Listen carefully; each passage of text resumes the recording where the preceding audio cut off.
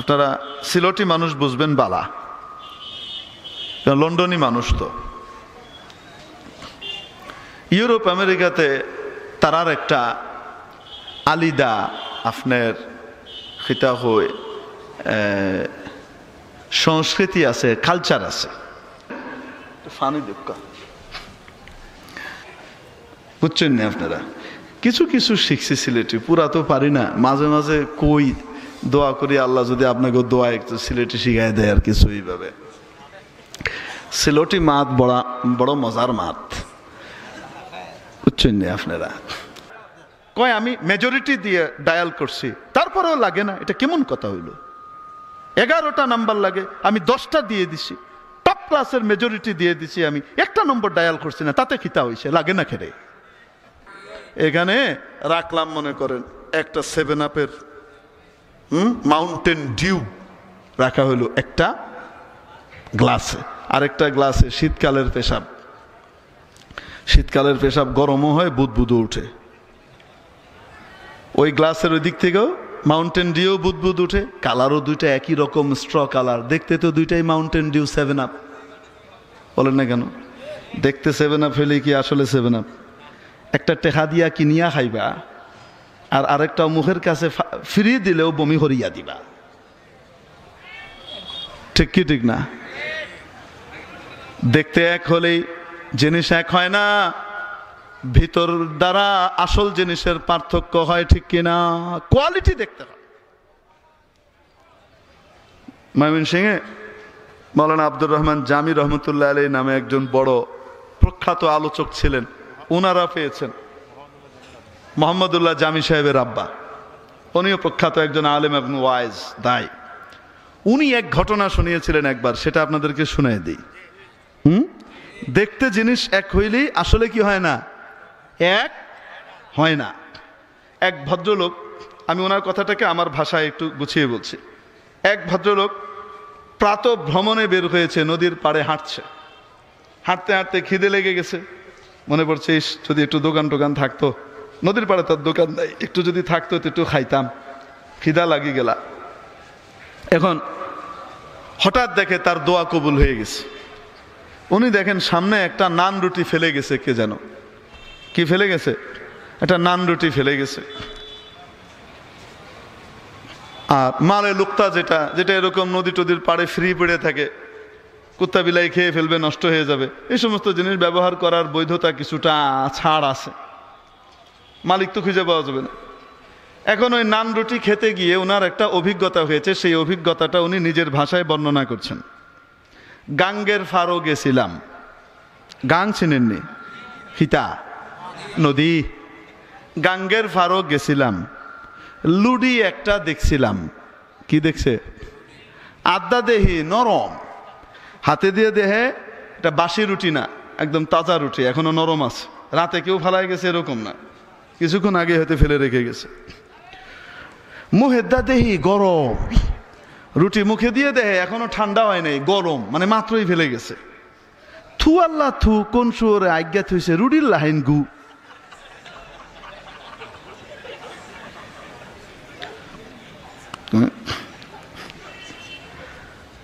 দেখতে তো নান রুটি, আসলে কি নান রুটি? কয় না কেন? দেখতে মানুষ খুব শিক্ষিত, খুব স্মার্ট, আরে কোট প্যান্ট টাইপের হাঁটতেছে, হেভি মানুষ দেখা যায়, খুব স্মার্ট। কিন্তু যদি ভিতরে মানবতা, মনুষ্যত্ব না আসে, কোরআনের এলেম না আসে, কোরআনের আলোয় নিজেকে মানুষ না বানায়, তাহলে দেখতে মানুষ হলেও আসলে মানুষ না, জানোয়ারের অদম। আমাদের দেশে সর্বমহলেই একটি স্লোগান শোনা যায়, বলা হয় শিক্ষাই জাতির মেরুদণ্ড। সকলেই বলে যে জাতি যত বেশি শিক্ষিত সে জাতি তত বেশি উন্নত।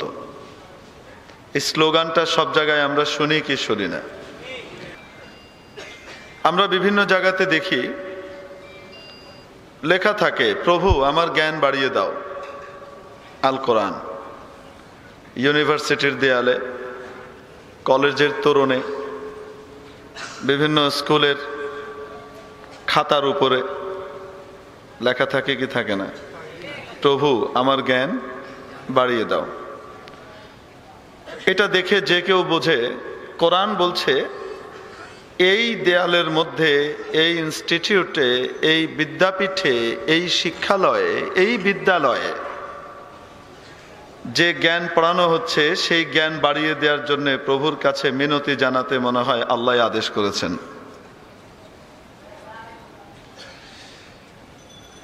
এবং আরো লেখা থাকে, বলুন যাদের কাছে জ্ঞান আছে এবং যাদের কাছে জ্ঞান নেই, যারা জানে আর যারা জানে না, তারা কি সমান? আল কোরআন সূরা জুমার আয়াত নম্বর 9 লেখা থাকে কি থাকে না? বোঝানো হয় এই চার দেওয়ারির ভেতরে যে বিদ্যালয় রয়েছে এখান থেকে যারা জ্ঞান অর্জন করে এবং এই জাতীয় সিলেবাস থেকে যারা জ্ঞান লাভ করে আর যারা জ্ঞান লাভ করেনি তারা সমান নয়। এখান থেকেই আমাদের দেশের কিছু আবু জেহেলের নাতিপুতি তারা অর্থ বের করে মৌলভী সাহেবরা অর্ধশিক্ষিত, ইলিটারেট, জানে টানে না কিছু। কারণ তারা তো এই ধরনের বিদ্যাপীঠে পড়েনি, এই ধরনের ভার্সিটি থেকে তারা ডিগ্রি লাভ করে নাই। তাদের ভাষ্য অনুপাতে কোরআনের এই আয়াত বলছে এই ভেতরে যারা জেনেছে আর যারা জানেনি তারা সমান নয়। অতএব ভেতরে যারা পড়েছে তাদের জ্ঞান এবং মাওলানা সাহেবরা যে পড়েছে তাদের জ্ঞান এক নয়, অতএব তারা সমান হতে পারে না।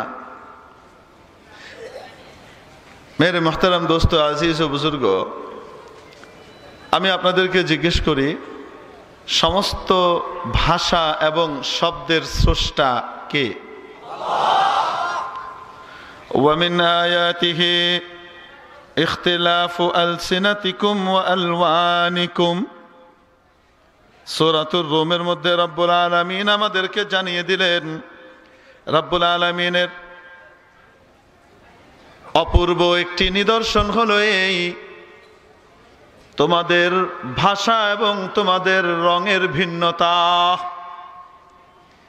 দেখতে তোমরা একই রকম, প্রত্যেকেরই দুটো হাত, দুটো পা, দুটো চোখ, একটা নাক, একটা মুখ, দুটো কান, একটা কপাল, একটা মাথা। মৌলিক কাঠামো তোমাদের সব একই রকম হওয়া সত্ত্বেও তোমাদের এক এক দেশের এক এক অঞ্চলের রঙের মধ্যে ভিন্নতা আছে না নাই? কেউ লাল, কেউ কালো, কেউ নিকশ কালো, কেউ আবার মেটে কালারের, কেউ আবার বাদামি কালারের, কেউ আবার হলুদ, কেউ আবার একদম সফেদ, কেউ আবার গোলাপি। ঠিক কিনা? তোমাদের রঙের ভিন্নতা, এটা রব্বুল আলামিনের অপূর্ব একটি নিদর্শন। তোমাদের ভাষার ভিন্নতা, এটাও তোমাদের রবের ব্যাপক একটি বিশাল নিদর্শন। তাহলে বলেন দেখি, সমস্ত ভাষার স্রষ্টা কে? সমস্ত শব্দের স্রষ্টা কে? রব্বুল আলামিন আমাদেরকে শিখিয়ে দিয়েছেন, জানিয়ে দিয়েছেন, আমাদের ভেতরে অনুভূতি দিয়েছেন। শব্দগুলোর একটা ব্যাপক অর্থ থাকে, কোন কোন শব্দের ব্যাপক অর্থের পাশাপাশি আবার একটা বিশেষ অর্থও থাকে। ঠিক কি ঠিক না? কোন কোন শব্দের ব্যাপক অর্থও থাকে, আবার সেই শব্দের কি থাকে? বিশেষ অর্থও থাকে। বিশেষ অর্থে ব্যবহৃত সালাত এবং সওমকে ব্যাপক অর্থে ব্যবহার করলে ঈমান টিকবে না, ঈমান যাবে। ঠিক তেমনি ভাবে রব্বুল আলামিন কোরআন আর হাদিসের মধ্যে আমাদেরকে যে ইলম, জ্ঞান এবং শিক্ষার কথা বলেছেন, এই শিক্ষাটাও বিশেষ অর্থে ব্যবহৃত, এটা ব্যাপক অর্থে ব্যবহৃত নয়। আয় মাওলা, এই মজলিসকে কবুল করে নেন। আয় আল্লাহ, এই মজমাকে কবুল করে নেন। আয় আল্লাহ, এই মাদ্রাসাকে কবুল করে নেন। আয় আল্লাহ, পৃথিবীর সমস্ত দ্বীন ইদারাকে কবুল করে নেন। আয় আল্লাহ, সব রকমের ইফরাত তাফরিদ থেকে বেঁচে আয় আল্লাহ আপনার মানসা অনুযায়ী শিক্ষা ব্যবস্থা প্রণয়নের তৌফিক নসিব করেন। পরওয়ারদিগারে আলম আমাদের জাতিকে হিদায়েতের পথে চলার তৌফিক দান করেন। আয় আল্লাহ, আমাদের জাতীয় শিক্ষা কাঠামোর মধ্যে কোরআন আর হাদিস, আয় আল্লাহ তোমার দ্বীনি শিক্ষাকে পর্যায়ক্রমে আয় আল্লাহ বাধ্যতামূলক করে দেন। আয় মাওলা, আমাদের জাতিকে সত্যিকারের উন্নত জাতি হিসেবে বিশ্ব সভায় দাঁড় করিয়ে দেন।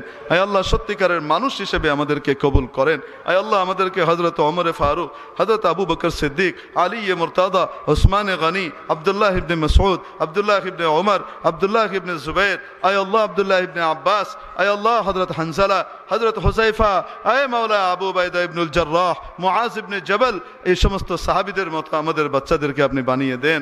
আয় আল্লাহ সাহাবীদের বাচ্চাদের মতো আমাদের বাচ্চাদেরকে বানিয়ে দেন।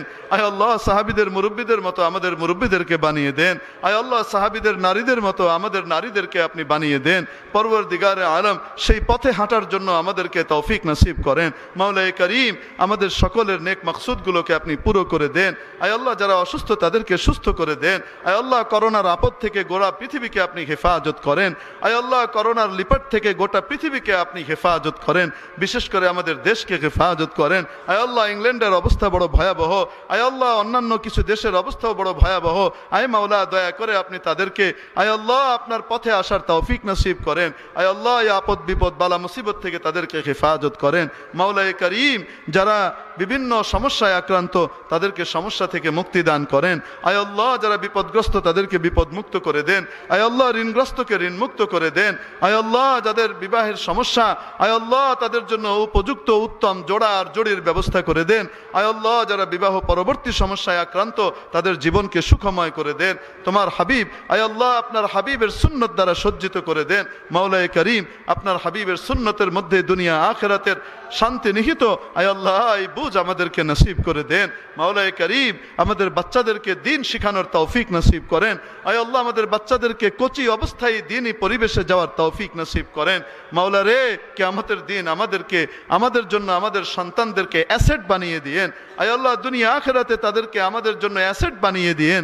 মাওলা রে আমাদের বিরুদ্ধে তারা দাঁড়াবে এমন অবস্থা থেকে আমাদেরকে হেফাজত করেন। মাওলায়ে করিম আপনার হাবিবের তোফায়েলে আমাদের দোয়াকে কবুল করে নেন। আয় আল্লাহ যারা দোয়া চেয়েছেন বা চাইতে পারেননি তাদের প্রত্যেকের মনের নেক বাসনাকে পুরো করে দেন। মাওলা রে যারা হাত উঠিয়েছেন তাদের প্রত্যেকের মনের নেক বাসনাকে পুরা করে দেন। আয় আল্লাহ এই মাদ্রাসা সহকারে অন্যান্য মাদারিসে দিনিয়াত মাকাতিবে দিনিয়াত সমস্ত হাওয়াইজকে সমস্ত জরুরতকে গায়েবের অফুরন্ত খাজানা থেকে পুরা করে দেন। মাওলায়ে করিম আমাদের সকলকে আপনার হাবিবের খাঁটি উম্মতি হিসাবে কিয়ামতের দিন হাউজে কাউসারের পানি নসিব করে দিয়েন। আপনার আরশের ছায়ায় জায়গা দিয়ে দিয়েন। বিনা হিসেবে জান্নাতুল ফেরদাউসে বরাদ্দ দিয়ে দিয়েন। মাওলায়ে করিম আমাদের আব্বা আম্মাকে মাফ করে দেন। আয় আল্লাহ তাদের নেক হায়াত দারাজ করে দেন। আয় আল্লাহ তাদের খেদমত করে সেবা করে দুনিয়া আখিরাতের শান্তি সফলতা নেওয়ার তৌফিক দান করেন। আয় আল্লাহ আমাদের মা বাবা আত্মীয় স্বজন ভাই বোন আয় আল্লাহ যারা দুনিয়া থেকে বিদায় নিয়ে চলে গেছেন প্রত্যেক মুসলিম নর নারীকে বশর্তে ঈমান আপনি মাফ করে দেন। তাদের কবরকে জান্নাতের বাগান বানিয়ে দেন। আয় আল্লাহ জান্নাতের বাসিন্দা তাদেরকে করে দেন। মাওলায়ে করিম আমাদের সকলকে এবং তাদেরকে আখিরাতের সমস্ত ঘাটিগুলো সহজে পার হওয়ার তৌফিক দান করেন। মাওলা রে আমাদের মৃত্যুটাকে ঈমানের সাথে করেন। আয় আল্লাহ আমাদেরকে আগুনে পুড়িয়ে মেরেন না, পানিতে ডুবিয়ে মেরেন না, অপঘাতের শিকার করে মেরেন না, গুম খুনের শিকার করে মেরেন না, আপনার নাফরমানিরত অবস্থায় নিয়েন না। আয় আল্লাহ যখন ডেকে নেবেন আপনার ওলির খাতায় আমাদের নাম উঠিয়ে তারপর ডেকে নিয়েন রে মাবুদ। মাওলা রে যখন ডেকে নেবেন সে কঠিন সময়ে আমাদের হৃদয়ের গভীর থেকে অন্তরের অন্তঃস্থল থেকে সাহাবা ওয়ালা পূর্ণ ঈমান আর ইয়াকিনের সাথে আমাদের মুখ দিয়ে জারি করে দিয়েন সে শান্তির কালিমা, সে মধুর কালিমা লা ইলাহা ইল্লাল্লাহু মুহাম্মাদুর রাসূলুল্লাহ।